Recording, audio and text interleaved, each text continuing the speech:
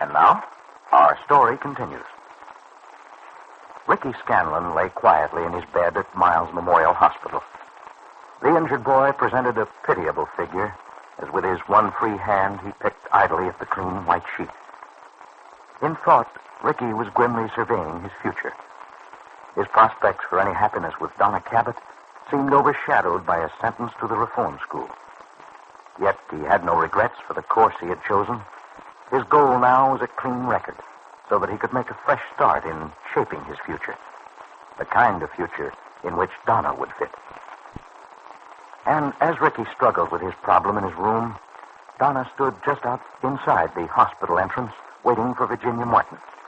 Virginia, who now appeared from Dean Mason's diner, crossed the street and entered the door. Hello, Virginia. Hello, Donna. You looking for me? Yes, I just saw Johnny. He said you were having coffee at Dean Mason's. I thought I'd wait here for you. Well, come along. We'll see if we can find a quiet place where we won't be disturbed. Johnny told you then that I wanted to talk to you? Yes, uh-huh. Oh, I guess it's wrong, Virginia, to burden you with my troubles. I tried to get him to help me, but he wouldn't. I don't know. I suppose Johnny will never feel the same toward me. Oh, nonsense, Donna. Johnny's a little upset, but after all, your problem has given him a rather difficult personal one, too. I'm sure it'll all straighten out. Well, I hope so, Virginia. But I've hurt him so much, and I couldn't bear to have Johnny go on like this. And, Virginia, I'm terribly sorry for what I've done to you and Johnny. I'm afraid I've spoiled things for you, too. Just a second. How's this? All right? Mm-hmm. Good. Then come on in. Now, Donna, suppose we don't worry about Johnny or me or anyone but you. What did you want to tell me? I met Mrs. Haggerty just a little while ago, Virginia. As she was leaving the hospital, she'd been to see Ricky. Yes, I knew she was here. I tried to talk to her. I wanted her to know how I felt about Ricky. She wouldn't believe me. She asked me to leave him alone. Oh? She said I was only going to hurt Ricky again. That it was wrong for me to tell him I'd wait for him. But I don't see why it's wrong, Virginia. She doesn't know how I feel about him. She thinks that in a little while I'll change, that I'll forget Ricky while he's in a reform school. But she says I'm all mixed up. That what I really feel for him is remorse and pity. That I'm only trying to make up to him for what I've done. And that there are too many differences between us. Money and family and everything. I think she was terribly unfair. Well, what did you mean, Donna, that you'd wait for Ricky? Well, I wanted him to know that I wouldn't change, Virginia. That there wouldn't be anybody else for me. I thought that while he was away, we could, consider ourselves engaged. Engaged? Yes, and that way Ricky would know that I love him, that I'll be waiting for him.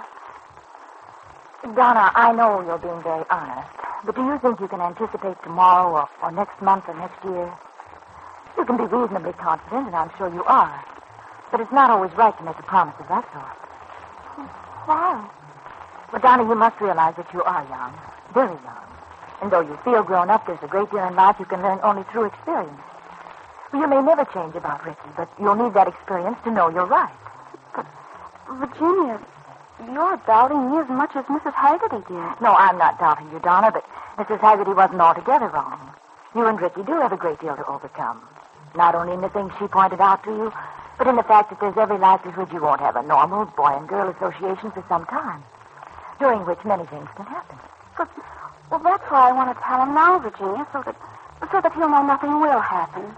Well, I'm afraid a promise, even as sincere as you mean this to be, Donna, isn't really a guarantee of that. The time may come when you'd regret having made that promise. In keeping it, you may hurt yourself. In breaking it, you'd hurt Ricky. You see, what Ricky really needs, excuse me, and the thing that you can give him honestly, and that can never hurt him, is the knowledge of your loyalty. Let him know that you do have faith in him. This experience won't hurt him in your eyes or anyone else's. Let him feel your confidence. That's the most helpful thing he can have. As for everything else, the thing you speak of, well, if it's meant to be that way, Donna, it'll work itself out very naturally. A short time later, Virginia Martin took the young girl in to see Ricky.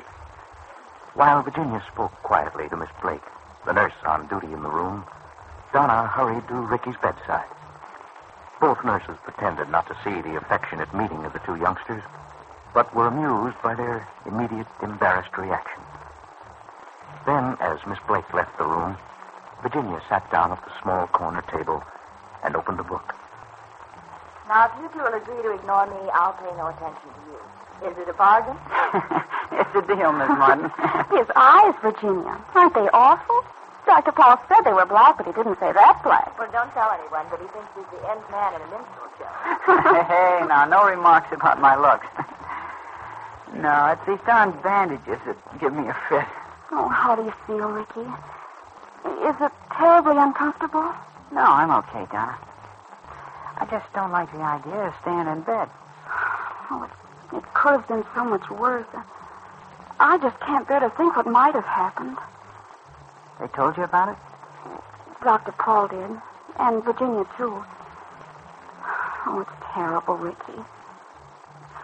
Don't you think it was Pop Walters who kidnapped you? It must have been. I don't know, Donna. I didn't get a good look at the guy. It could have been Walters, or it could have been somebody else. I thought at first that... Well, I guess it doesn't matter. Well, there's one thing I was sure of, Ricky. I knew you hadn't run away. I never believed it for a moment. Sure, I know you didn't, Donna. But I wanted to hear you say it anyway. I almost wish you had run away now. No, you don't, Donna. You don't really mean it. No, I suppose not. But it seems so hopeless, Ricky. If only we knew for sure what'll happen. I guess we can be pretty sure of that, all right. There's no use trying to kid myself, Donna. I'll have to go to the reform school. But that's okay. It won't be so tough, honest it won't. Golly, just thinking about you, about us, and all the things we've talked about, that's enough to keep me from minding very much. I know, Ricky. And it's not going to be for long. Oh, I've been thinking about it so much. Wanting to tell you how I feel. So have I, Donna. Oh, golly, lying here, that's all I've been able to do, just think about it. I was going to ask you to wait for me, Donna. But I'm not. I haven't any right to ask that. Oh, but Ricky, Sure, I know how you feel. I hope you won't change. And I don't think you will, honey. But I'd be a wrong guy to ask you to make a promise like that. I'm the one who should be making the promises, Donna. Only I'm not going to make them to you or to anybody else. Only to myself. I'll be starting from scratch when I get out. And that means a lot of work if I'm going to get somewhere. But I'm promising myself I will, Donna. You know, always before, I felt I had to prove myself to everybody else. Well, now I'm just interested in proving myself to myself. When I've done that, when my own conscience tells me I'm a right guy, decent enough for someone like you, well, that'll be the time to ask you what I want to. I can't do it before. You understand, don't you? Yes. Yes, I understand, Ricky. Golly, what is it, honey? You look like you're ready to cry. It's only that I've got to have something to offer you, Donna. That I've got to be somebody before I ask for promises. That's what I'm trying to say. Did I say it wrong? Yes, you said it wrong, all right, Ricky. But you didn't hurt me. It's just... Oh, Ricky, you're already somebody. Hearing Ricky speak, Virginia Martin felt a lump come to her throat. This, she thought, was vindication. Ricky had justified her belief in him. He had proved his character. If only if someone could give him the chance he so honestly deserved.